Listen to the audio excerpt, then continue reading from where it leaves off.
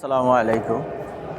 আমরা যারা গাড়ি চালাই, যারা আমাদের বড় বড় অফিসারদের, বড় বড় স্যারদের সেবা নিয়োজিত থাকি, সবসময় কাজে তাদের পাশে থাকি আমরা।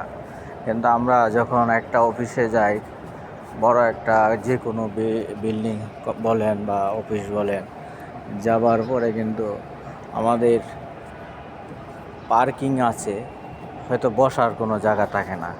মানে আমাদের কোনো মূল্যায়ন, আমি মনে হয় না যে আমাদের কোনো মূল্যায়ন করে। কিন্তু আমরা যখন বড় বড় স্যারদেরকে নিয়ে যাই, তখন স্যারদের যদি মূল্যায়ন হয়, কেন আমাদের কেন মূল্যায়ন করা হয় না?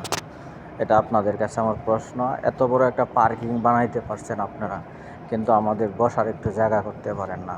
আমরা একটা পার্কিংয়ে দেখা গেছে হয়তো বড় বড় বিল্ডিং যখন হয়, তখন এখানে হয়তো 400-500 গাড়ি পার্কিং হয়, কিন্তু 10জন লোক বসারও একটা জায়গা হয় না।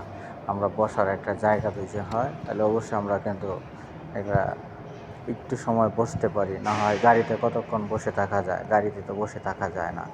গাড়িতে বসে থাকলেও তো ক্ষতি।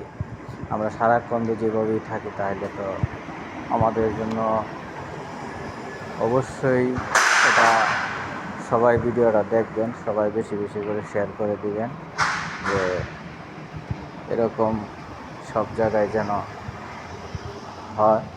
এভাবে যেন পার্কিংগুলোতে যেন যারা পার্কিং এর কাজ অবশ্যই ড্রয়িং তৈরি করেন, তাদেরকে বলবো, ইঞ্জিনিয়ার ভাইদেরকে বলবো, স্যারদেরকে বলবো, আপনারা অবশ্যই এই কাজটা সবসময় করবেন। অবশ্যই পার্কিংয়ে আমাদের বসার জন্য একটু জায়গা করে রাখবেন।